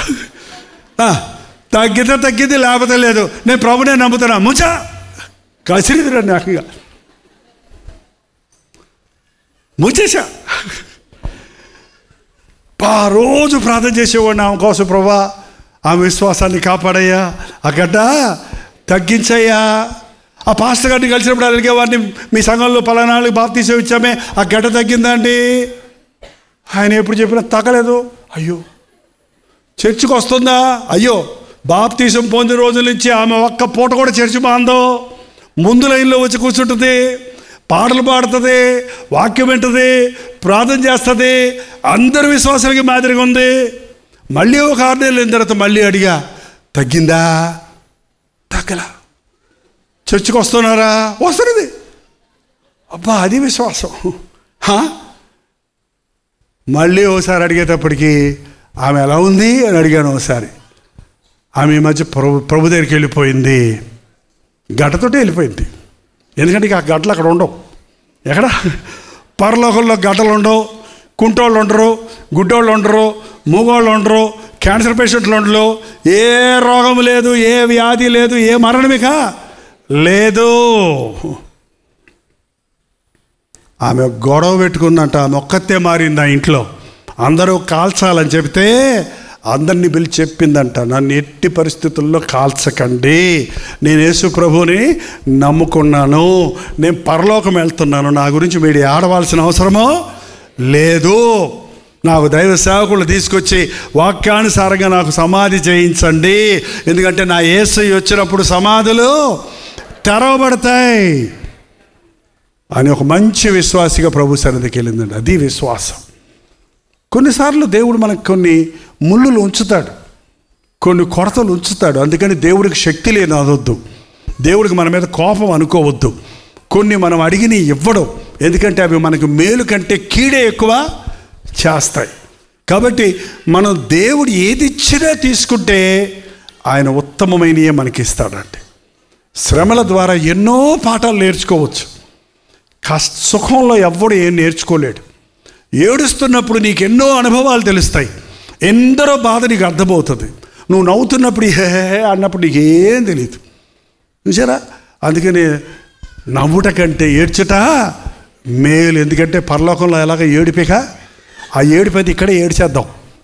పరలోకంలో ఒకటే సంతోషం, అక్కడ ఎడతెగని సంతోషం, ఎడతెగని కీర్తనలు. అక్కడ ప్రసంగాలు లేవు, అక్కడ ప్రార్థన చేసుకోవాల్సిన అవసరమో లేదు. అక్కడ ప్రభువును దూతలతో పాటు పాటలు పాడుతూ ఆరాధించడం. మనకేమైనా అనుమానాలు వస్తే మన ప్రభువుని అడిగి ఆనందంగా ఆయన సమాధానాలతో యుగ యుగములు తరతరములు జీవించేది. యేసుప్రభుని నమ్ముకున్నది లోకంలో కష్టాలు పోతానికి కాదండి, అవన్నీ పోతాయి. కానీ యేసుప్రభుని నమ్ముకుంది పరలోకమో చేరటానికి. మరణించిన తరువాత ఒక జీవితం ఉందని ఎంతమంది నమ్ముతున్నారు? అల్లే చెప్పండి.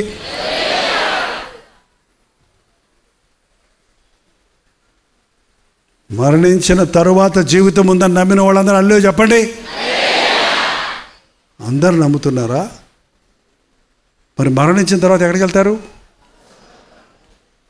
ఎట్లా వెళ్తారు?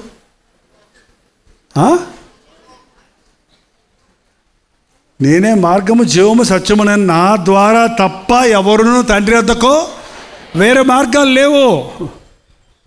మరి యేసు ప్రభువుని నమ్ముకున్నారా? ఆయన మీ హృదయంలో ఉన్నాడా? నిషిద్ధమైనది ఏది పరలోకంలో ప్రవేశించదు. ఈ లోకంలో చిన్న చిన్న తప్పులు చేస్తూనే ఉంటామండి. కానీ మన పాపములను మనము ఒప్పుకొనిన ఎడల ఆయన నమ్మదగిన వాడు, నీతిమంతుడు కనుక ప్రతి పాపము నుండి మనల్ని పవిత్రులుగా చేస్తాడు. తప్పు చేయటమే తప్పు, చేసిన తప్పు దాయటం పెద్ద తప్పు అన్నాడు ఒక ఆయన. చేసిన తప్పు కవర్ చేసుకుంటారు కొంతమంది. అది కవర్ చేసినంతప్పుడు నీ పాపం నిన్ను పట్టుకుంటుంది. మన పాపం మనల్ని పట్టుకోకముందే మన తప్పులు మనం పట్టుకొని ప్రభు దగ్గర తెస్తే ఆయన మనల్ని క్షమించి శుద్ధీకరిస్తాడు, ఆయన రాజ్యంలో చేర్చుకుంటాడు. ఈ సమయంలో ఇక్కడ ఉన్న వాళ్ళందరూ పైకి చూడలేదన్నారంట. పోన్లేండి, మీరు కిందకు చూస్తున్నారుగా. అంటే మేము ఆల్రెడీ పైన ఉన్నాం కదా, మళ్ళీ మాకు పరలోకం ఏంటంటారా? ఈ పైన కాదండి, ఆకాశ మహాకాశాల్లో యేసయ్యతో ఉండే ఆ రాజ్యం, పరలోక రాజ్యం ఎంతో శ్రేష్టమైన రాజ్యం. మనకు ముందున్న విశ్వాసులు అనేకులు ఆ దేవుని రాజ్యములో ఉన్నారు, మన కొరకు ఎదురు చూస్తూ ఉన్నారని వాక్యం సెలవిస్తూ ఉంది. నా ఆశ ఏంటంటే మిమ్మల్ని అందరినీ ఊరికే జోగొట్టి పంపించడం కాదు, కానీ ఒక్కసారి దేవుని వాక్యం విన్నవారు కూడా, ఒక్కసారి దేవునితో కనెక్ట్ అయిన వారు జీవితకాలం అంతా దేవునికి నమ్మకంగా ఉండాలి. మరణము వరకు నమ్మకముగా ఉండు, నేను నీకు జీవ కిరీటం ఇస్తాను. నా జీవితంలో 1971 సంవత్సరం ఫిబ్రవరి 15వ తారీఖున ప్రభువు నన్ను రక్షించుకున్నాడు. మారు మనసు పొందాను. కాకినాడలో, ఇక్కడే పక్కనే మన కాకినాడ. దేవుడు తర్వాత సేవకు పిలుచుకున్నాడు. అదే సంవత్సరం సేవకు బెడ్రాస్ వెళ్ళిపోయా. 7 సంవత్సరాలు అయింది ఇప్పటికి. 51 ఇయర్స్ అయిపోయింది. 51 సంవత్సరంలో ఏ రోజు రక్షించబడ్డప్పుడు ఎలాంటి ఆసక్తితో, ఎలాంటి విశ్వాసంతో, ఎలాంటి దేవుణ్ణి ప్రేమించానో ఈ రోజు వరకు అలాగే ప్రేమిస్తాను. మళ్ళీ కొన్ని రోజులుండి సేవలో కష్టాలు వచ్చాయి, వద్దు, నిందలు వచ్చాయి, వద్దు, పోరాటాలు వచ్చాయి, వద్దు, చంపుతారు అంటున్నారు. ఒక ఊరిలో సేవ చేస్తున్నప్పుడు ఒక ఆయన, అందరూ మారిపోతున్నారు, వీడు ఎవడో ఎక్కడి నుంచో వచ్చి మన వాళ్ళందరినీ మార్చేస్తున్నాడు అని కుక్క తలకాయ నరికేసి, ఆ కుక్క తలకాయ పట్టుకొని జైపాల్ తల ఇలాగా నరికేస్తా అని ఫుల్గా తాగేసి, రౌడీ, పెద్ద రౌడీ, అతను చాలా ఎత్తుకుంటాడు, లోగుంటాడు. ఊరంతా తిరిగితే ఆ ఊర్లో వాళ్ళందరూ అడిలిపోయారు. బాబు, మా పెద్దమ్మగారు ఉండేవారు, బయటకు వెళ్ళకరా, చీకట్లో నరికేస్తారంటారో. నా తలకాయ ఇంకా నా మెడకాయ మీదే ఉంది. ఏంటండి, భయపెట్టినా పారిపోవాలని, నేను ఈ ఊరు వదిలిపెట్టను, నేను ఈ ఊరు రమ్మన్నాడు దేవుడు. ఈ ఊరిలో వచ్చేదాకా, ఈ ఊరిలో చర్చి కట్టేదాకా అక్కడ సేవ జరిగింది. ఇప్పుడు పాస్టర్ గారు ఉన్నారు, అక్కడ సేవ జరుగుతూ ఉంది. వాళ్ళకి 3 రోజులు భక్తి కాదండి, 1 సంవత్సరం వేడిగా ఉంటాం, మళ్ళీ తగ్గిపోవటం, అట్లా కాదు. కష్టమైన, సుఖమైన, చిన్న సేవ అయినా, పెద్ద సేవ అయినా, ఏ పని దేవుడు అప్పగించినా చేసుకుంటూ పోవాలి. మీ జీవితాల్లో అలాంటి స్థిరమైన భక్తిని కలిగి ఉండండి. నేను ఇంకో విషయం చెప్పి ముగిస్తాను. ఎంతమందికి మీకు యవ్వనస్తులైన పిల్లలు ఉన్నారో చేయి చూపిస్తారా? అబ్బా, వాళ్ళు ఇక్కడ ఉన్నారా? కొద్దిమంది ఉన్నారన్నారు, చాలామంది లేరనే మాట వినపడుతుంది. మరి ఎక్కడున్నారు? దేవునిలో ఉన్నారా? దేవునిలో లేకపోతే మరి ఎట్టమ్మా? మరి మీరు పరలోకం, వాళ్ళు నరకానికి వెళ్తారా? ఊహించుకోండి, అసలే ఊహించుకోండి. మీ ఆశ, మీ ప్రయాస, మీరు ప్రస్తుతం బతుకుతుంది, మీ సంపాదన చేస్తుంది ఎవరి కోసం చెప్పండి? మీ పిల్లల కోసమే కదా. మరి అలాంటి పిల్లల్ని మనం బాగా పెంచి పోషించి వాళ్ళ కొరకు కష్టపడి అన్నీ ఇచ్చి యేసయ్యని ఇవ్వకపోతే చాలా ప్రమాదం. మీ బిడ్డలు దేవునికి ఇవ్వండి, దేవునికి అప్పచెప్పండి, దేవునికి అప్పచెప్పండి, నష్టపోరు. మా నాన్న దేవునికి నన్ను అప్పచెప్పినప్పుడు మా బంధువులందరూ మా నాన్న భలే దూషించారు, నిందించారు. ఏంటా కుర్రోండి, వాడి పర్సనాలిటీ ఏంటి, ఆడి సంచులు పెట్టుకొని పాస్టర్ అంట, రోడ్ల మీద దొరుకుతా అడుగు తినేవాళ్ళ చేసావు నువ్వు, ఆడి భవిష్యత్తు అంతా పాడు చేసావు అని తిట్టారండి మా నాన్నని. ఆ బంధువులు అందరూ హిందువులు కదా, వాళ్ళకి అర్థం కాలే పాపం. ఇప్పుడు ఆ బంధువుల్లో కొంతమంది మారి లైన్లో వస్తారు ప్రార్థనకి నా దగ్గరికి.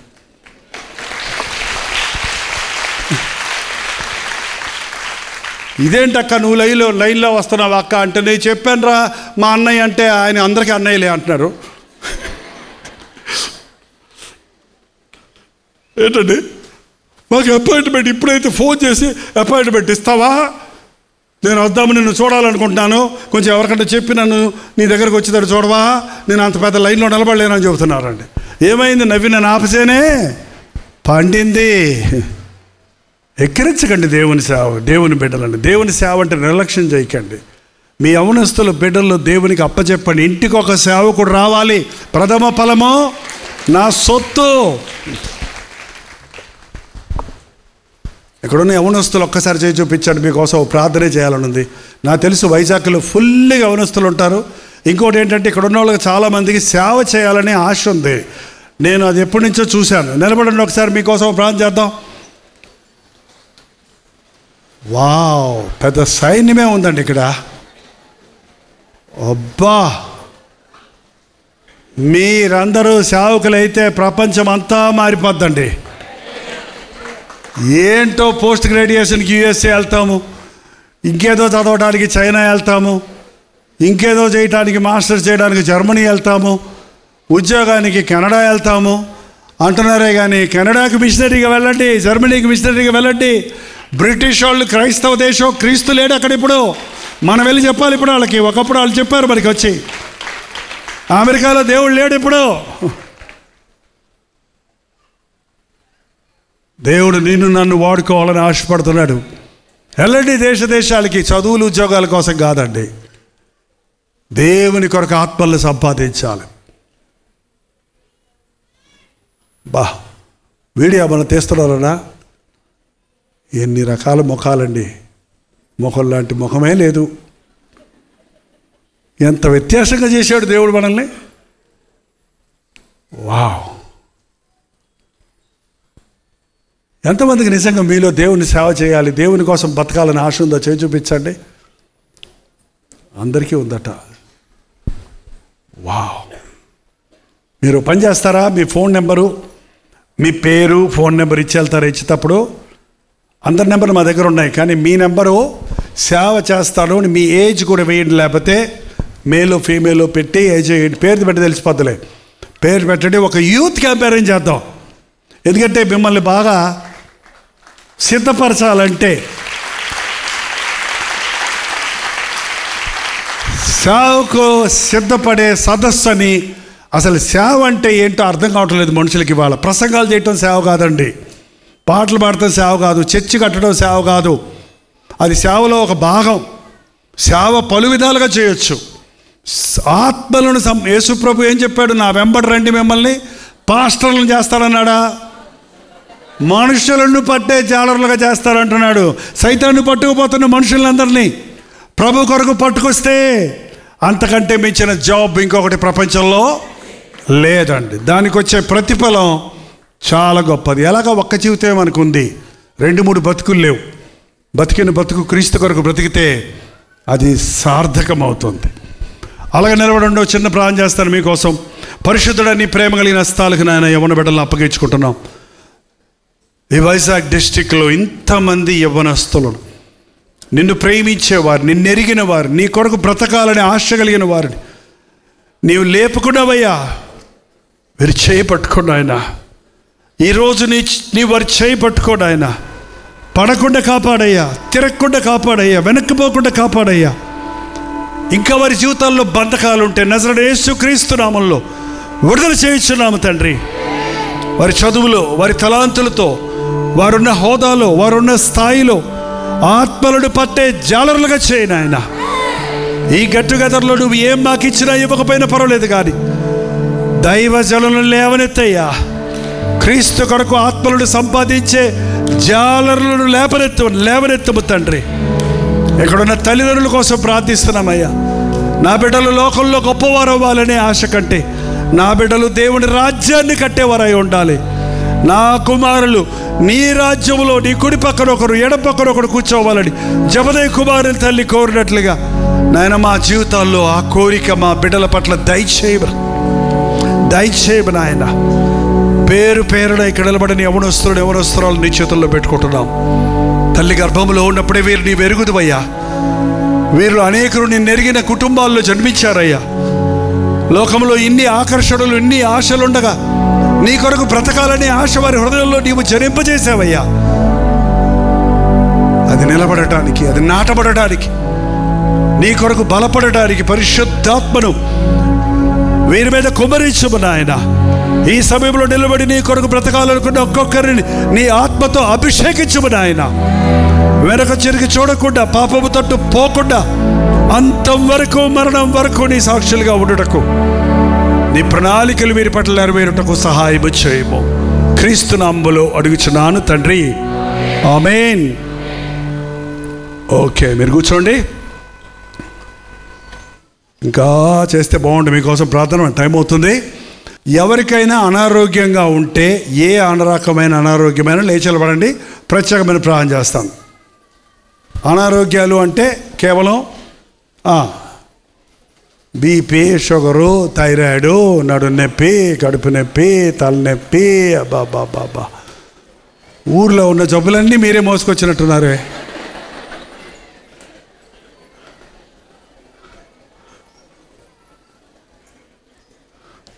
ఇప్పుడే కాదండి, యేసు ప్రభు ఎక్కడికి వెళ్ళినా నానా విధములైన రోగులను, అది లిస్టు రాయాలంటే చాలా పెద్ద అయిపోద్ది. అందుకని ఏం చెప్పాడైనా, నానా విధములైన రోగాలు, నానా విధములైన రోగాలు. మీకు విశ్వాసం ఉంటే, నమ్మితే చాలు, నీవు పొందుకుంటావు. రోగిని స్వస్థపరిచే శక్తి ఉన్నది. నేను ప్రార్థన చేస్తున్నప్పుడు మీ నోటితో ప్రభువా ఇది నా వ్యాధి, నా బలహీనత అని మీరు ప్రభుతో చెప్పండి.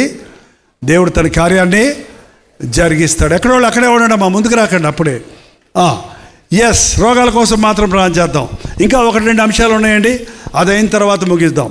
పరిశుద్ధుల ప్రార్థన చేద్దాం. అందరి కాళ్ళు మూసుకోండి. పరిశుద్ధులని ప్రేమగల స్థాలకు శరీరాల్లో అనారోగ్యంగా ఉందని లేచి నిలబడిన ఒక్కొక్కరిని చేతుల్లో పెట్టుకుంటున్నామయ్యా. ఒక్కొక్కరిని చేతుల్లో పెట్టుకుంటున్నామయ్యా. నువ్వు చూడయ్యా, నడినెత్తి నుండి అరికాలు వరకు స్వస్థత కొంచెమైన లేదు. ఎక్కడ చూచినను గాయములు, దెబ్బలు, పచ్చిపుండ్లు అని నీ వాక్యంలో చెప్పబడినట్లుగా ఈ నానా విధములైన రోగములను స్వస్థపరచుటకే కదా నీవు పొందిన దెబ్బల ద్వారా మాకు స్వస్థత కలుగ చేయాలని, మా పాపపు శిక్షను నీవు భరించి నీ ప్రశస్తమైన రక్తమును చిందించున్నావయ్యా. ఇదిగో ఇక్కడ నిలబడిన ప్రతి ఒక్కరిలో శరీరములో ఏ భాగములో ఏ అనారోగ్యం ఉన్నదో, అది నరముల బలహీనత అయినా, అది గుండె సంబంధమైన వ్యాధి అయినా, అది బ్రెయిన్ స్ట్రోక్ అయినా, అది షుగరు, బీపీల వంటివైనా, అది థైరాయిడ్, ఫైబ్రాయిడ్స్ వంటివైనా, కిడ్నీ ప్రాబ్లం అయినా, లివర్ ప్రాబ్లం అయినా, ఎన్ని అవయవాలు ఉన్నాయో అన్ని రోగాలతో సాతాను మమ్మల్ని బాధ పెడుతున్నప్పటికీ నిలువెల్ల నలగొట్టబడ్డావు కదా మా పాపముల కొరకు. ప్రతి అవయవాన్ని స్వస్థపరచగలిగిన దేవుడిగా నిన్ను స్వస్థపరచు యెహోవాను నేనే అన్న ప్రభువా నమ్ముచున్నామయ్యా. అవిశ్వాసం లేకుండా సహాయము చేయము. ప్రతి విధమైన రోగమును, ప్రతి విధమైన బలహీనతను నాజరుడైన యేసు క్రీస్తు నామములో విడుదల చేయించున్నాము తండ్రి. స్వస్థపరుచున్నాము నాయన. ఆనాడు నీ శిష్యులను పిలిచి నానా విధములైన రోగములను స్వస్థపరచుటకు, దయ్యములను వెళ్ళగొట్టుటకు అధికారం ఇచ్చున్నావు.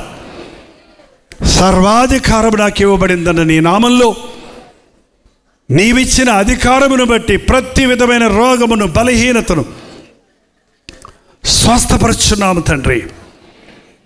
ఇదిగో నా దేహమును ప్రభువు ముట్టాడు, నాకు స్వస్థతనిచ్చాడన్న సాక్ష్యములతో నీ బిడ్డలు నిలబడినట్లుగా పరిశుద్ధాత్మ కార్యమును కొనసాగించమని క్రీస్తు నామంలో అడుగుచున్నాము తండ్రి, ఆమేన్. ఒకసారి మీరు కూర్చోండి. ఇంకా ఒక్కటండి, మీరు అప్పులు ఉన్నవాళ్ళు అన్నారు కదా ఇందాక, అప్పులు ఒకటి, ఉద్యోగాలు ఒకటి, అది కూడా చేసేయాలని నాకు ప్రేరేపణ వస్తుంది. అప్పులు ఉన్నవారు, నిరుద్యోగ సమస్యతో ఉన్నవారు మాత్రం నిలబడండి. మిగిలిన ఒక్క నిమిషం కూర్చోండి, తర్వాత అందరూ ముగింపు ప్రార్థన చేసుకుందాం. వచ్చేస్తాం. ఫిట్స్ అంట. ఓకేనమ్మా, ప్రార్థన చేద్దాం. ఒక్కడే చూడండి. ఎస్, ఓకేనండి. నిరుద్యోగాలు, వ్యాపారం, వృత్తి లేదన్న వాళ్ళు మాత్రం చేయి చూపించండి. అప్పుల వాళ్ళు మేలకుండా ఉండండి. ఉద్యోగాల వాళ్ళు మాత్రం చేయలేదండి. 2 బ్యాచ్లు తెలుస్తాయి నాకు. ఏంటండి, ఉద్యోగం లేదా మీకు? ఏం చదివారు? డిగ్రీ చదివి ఉద్యోగాలు లేకుండా నీకేంటమ్మా ఉద్యోగం లేదా? ఏం చదివమ్మా? బీఎస్సీ కంప్యూటర్ సైన్స్ చేసి సరైన వ్యాపారం, జీవనోపాధి. ఓకే, మీ పేపర్ మీద రాసేవ్వండి, నేను తీరిగ్గా మళ్ళీ కూడా చేస్తాను. ఇప్పుడు అందరికీ ఒకే ప్రార్థన. పరిశుద్ధుడా, నీ ప్రేమ కలిగిన హస్తాలకు అప్పగించుకుంటున్నామయ్యా. మా భారతదేశం ఉన్నతమైన స్థానానికి ఎదుగుతుందని చెప్పినప్పటికీ నిరుద్యోగ సమస్య ఈ దేశాన్ని పట్టి పీడిస్తుండగా ఈ బిడ్డలు నిన్ను నమ్మున్నారయ్యా. నిన్ను నమ్మిన వారిని తలగా ఉంచుతాను కానీ తోగ్గా ఉంచనన్నావయ్యా. నిన్ను నమ్మిన వారిని నీవు ఆస్తికర్తలుగా చేస్తావన్నావయ్యా. నిన్ను నమ్మిన వారి చేయనుదంతయో సఫలమగునని చెప్పి ఉన్నావయ్యా. వృత్తుల్లో, వ్యాపారాల్లో లాస్ వచ్చిన వారిని కనికరించము. చదువులకు చదువుకొని నిరుద్యోగ సమస్యతో తల్లిదండ్రులకు భారంగా నిరుత్సాహంతో ఉన్న ప్రతి యవనస్తుడి రాత్రి జ్ఞాపకం చేసుకో తండ్రి. అధికారుల హృదయాలను కరిగించగలిగిన వాడివి, పైనుండి శక్తిని పంపించగలిగిన వాడివి. ఇదిగో దేవుడు నా మొర విన్నాడు, నాకు ఉద్యోగం ఇచ్చాడు, నాకు వ్యాపారం ఇచ్చాడు, నా జీవితంలో ఒక మలుపు చూచాను, నన్ను దేవుడు దీవించాడని మరలవి నీ బిడ్డలు సాక్ష్యం ఇచ్చినట్లుగా ప్రతి విధమైన సాతాను బెగబట్టిన ఆశీర్వాదములను నజరుడైన యేసుక్రీస్తు నామములో విడుదల చేయించున్నాము నాయన. ప్రతి శాపమును నీ బిడ్డల మీద నుండి కొట్టివేసి ఇది మొదలుకొని నేను మిమ్మల్ని ఆశీర్వదించదను అన్న మాటతో మమ్మల్ని పంపించము తండ్రి. నీ కార్యాలు కొనసాగించమని క్రీస్తు నామంలో అడుగుచున్నాము తండ్రి. ఆమేన్. అలాగే ముఖ్యం ప్రార్థన అండి. కొంతమందికి దూరం నుంచి వచ్చిన వాళ్ళు వెళ్ళాలంటున్నారు. అందరూ నిలబడండి. పైన ఉన్న వారు అందరూ నిలబడండి. ఓకే, ఈ విషయం గుర్తించండి. అందరూ కళ్ళు మూసుకోండి. అందరు 2 చేతులు పైకెత్తేయండి. అప్పుడే ఎందుకు చేతులు ఎత్తమంటారో తెలుసా అండి? హ్యాండ్స్ అప్ అంటే అర్థం ఏంటండి? నీకు లోబడిపోయాను దేవా, నీకు లోబడిపోయానయ్యా, నువ్వేం చెబితే చేస్తానయ్యా, నీ బిడ్డనయ్యా, నీ చిత్తమయ్యా, నీ ఉద్దేశాలు నాతో సఫలం చేయ్యా. ఇదిగో దేవా, నా జీవితం నీకు ఇస్తున్నానయ్యా, నీ సేవ అంటే చేస్తానయ్యా, నువ్వు ఎక్కడికి వెళ్ళమంటే వెళ్తానయ్యా, నువ్వేం చేయబట్టి చేస్తానయ్యా, నీ మాట వింటానయ్యా, నీ అందరు నమ్మికొచ్చున్నానయ్యా అని చెప్తే మన జీవితాలు అద్భుతంగా మారుతాయండి. అద్భుతాలు జరుగుతాయి. ఎస్, 2 చేతులు పైకెత్తి పూర్ణ హృదయంతో ఇదిగో ప్రభా, నా జీవితాన్ని నీకు అప్పగిస్తున్నానని ప్రభుతోటి చెప్పండి.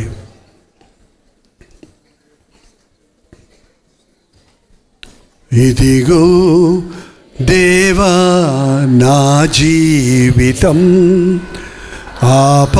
ఆపాదమస్తకం నీకంకితం. ఇదిగో దేవా, నా జీవితం ఆపాదమస్తకం నీకంకితం. శరణం నీ చరణం, శరణం నీ చరణం, శరణం నీ చరణం, శరణం నీ చరణం. ఇదిగో దేవా, నా జీవితం ఆపాదమస్తకం నీకంకితం. ఇదిగో దేవా, నా జీవితం ఆపాదమస్తకం నీకంకితం. ఓడయ్యా, మా జీవితాన్ని నీకు అంకితం చేసుకుంటున్నామయ్యా. తిరిగి వెళుతుండగా నాయన మాతో ఉండయ్యా, మాతో రాయ్యా, మా చేయి పెట్టుకొని నడిపించయ్యా. నీ కృప లేని క్షణము, నీ దయలేని క్షణము మేము ఉండలేమయ్యా, మేము బ్రతకలేమయ్యా. నీ నామంలో శక్తి ఉందని నమ్ముతున్నామయ్యా. మా సంకటాలు కుదిర్చేదేవా, మా రోగాలు స్వస్థపరిచేదేవా, మా అవసరతలు తీర్చేదేవా, మా సమస్యలను పరిష్కరించే యేసయ్యా. మమ్మల్ని నిత్య నరకం నుండి తప్పించి పరలోక రాజ్యానికి చేర్చాలని మా కొరకు కలువరి శిలువలో ప్రాణమిచ్చిన యేసయ్యా, నీ నీకే నా జీవితమని నీకు అప్పగించుకుంటున్న ప్రతి ఒక్కరిని చూడయ్యా. తిరిగి వెళుతుండగా నాయన వచ్చిన వారు వచ్చినట్లు గాక నీ దీవెనలు మూటలు మూటలతో వెళ్ళడానికి, కంటికి కనబడని చెవికి వినబడని హృదయములకు గోచరము కాని ఆశీర్వాదాలతో ఇక్కడి నుంచి వెళ్ళడానికి సహాయం చేయము. విడువని ఎడబాయనన్న దేవా, నీ ఆత్మతో మమ్మల్ని నడిపించి మరల వెనుదిరగకుండా, మళ్ళీ జారిపోకుండా, మరల పడిపోకుండా గురి అంతకే పరిగెత్తుటకు, నీ రాజ్యంలో నిరంతరము జీవించే భాగ్యం పొందుటకు అనేక ప్రాంతాల నుండి రకరకాల అవసరతలతో, శ్రమలతో, బాధలతో, వ్యాధులతో, మనసులో వేదనతో వచ్చిన ప్రతి ఒక్కరిని నజరేయుడైన యేసుక్రీస్తు నామములో స్వస్థపరుస్తున్నాము, విడుదల చేయించున్నాము, అభిషేకించుచున్నాము తండ్రి. పరిశుద్ధాత్మ కార్యములు కొనసాగించమని క్రీస్తు నామంలో అడుగుచున్నాము తండ్రి. తండ్రి అయిన దేవుని యొక్క ప్రేమయు, కుమారుడైన క్రీస్తు యొక్క కృపయు, ఆదరణకర్త అయిన పరిశుద్ధాత్మ యొక్క సహవాసమును కుడి వచ్చిన మనందరికీ ఇప్పుడును సదాకాలం తోడై ఉండను గాక. Amen, amen, amen. అందరికీ వందాలండి, అందరికీ వందాలు.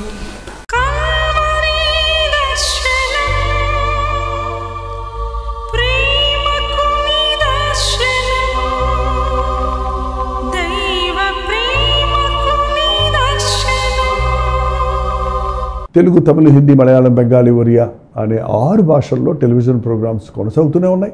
భారభరితమైన పరిచయంలో మీరు సహకరించాలని ఆశిస్తే, ప్రభు మిమ్మల్ని ప్రేరేపిస్తే మీ విరాళాలు, కానుకలు డాక్టర్ జై పాల్ ఫౌండేషన్స్ అనే ట్రస్ట్ నెంబర్కి మీరు పంపించవచ్చు. అవి నేరుగా టీవీ ఛానల్స్కి వెళ్తాయి. అందులో ఏది మేము మా సొంత ఖర్చుల కొరకు ముట్టుకోవటం లేదు, వేరే పరిచయ కొరకు ముట్టుకోవటం లేదు. టెలివిజన్ పరిచయలో ఇంకా సువార్త వినని వారికి అది అందించాలని ఆశతో ఒక 20 సంవత్సరాలుగా కొనసాగుతున్న పరిచయం కొరకు ప్రార్థించండి, మీ సహకారాన్ని అందించండి.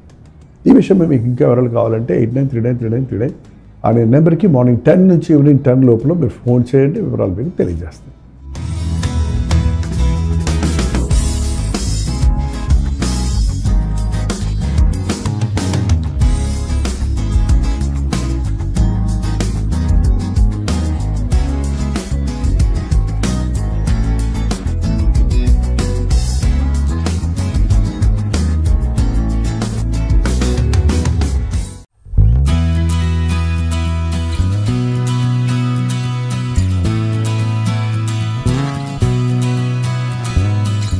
హల్లెలూయా. న్యూఢిల్లీ పరిసర ప్రాంతాల్లో ఉన్న వారికి శుభవార్త.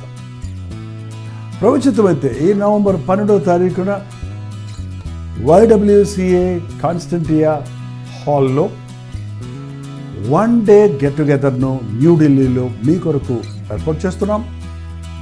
మధ్యాహ్నం 2 గంటల నుంచి 6 గంటల వరకు, అలాగే 6 గంటల నుంచి 9 గంటల వరకు జరిగే ఈ 2 సెషన్స్ తెలుగువారు, హిందీవారు, తమిళ వారు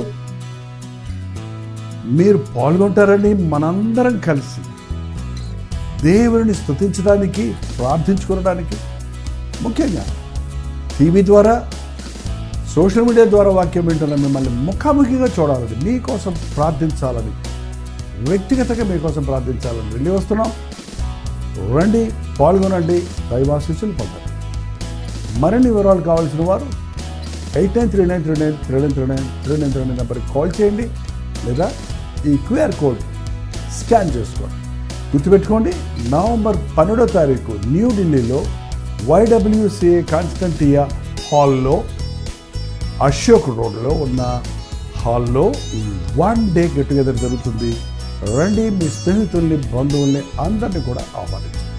తప్పక వస్తారు కదా.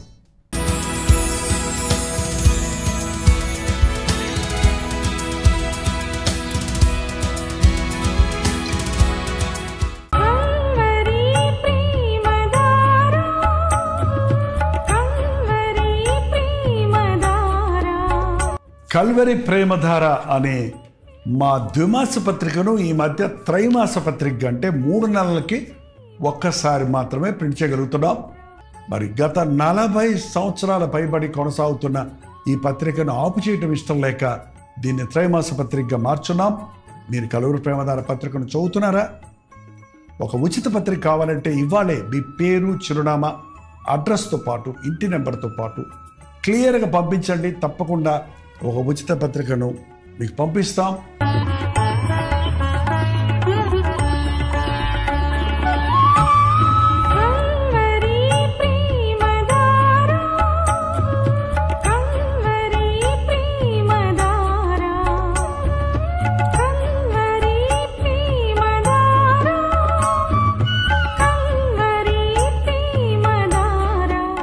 ఒక నిమిషం.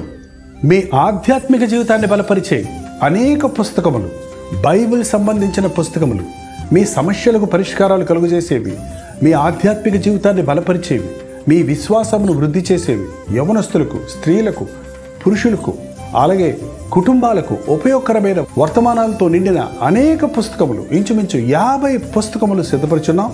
ఈ 50 పుస్తకాలు మీకు కావాలంటే ఇప్పుడే 08939393939 నెంబర్కి కాల్ చేసి తెలుసుకోండి.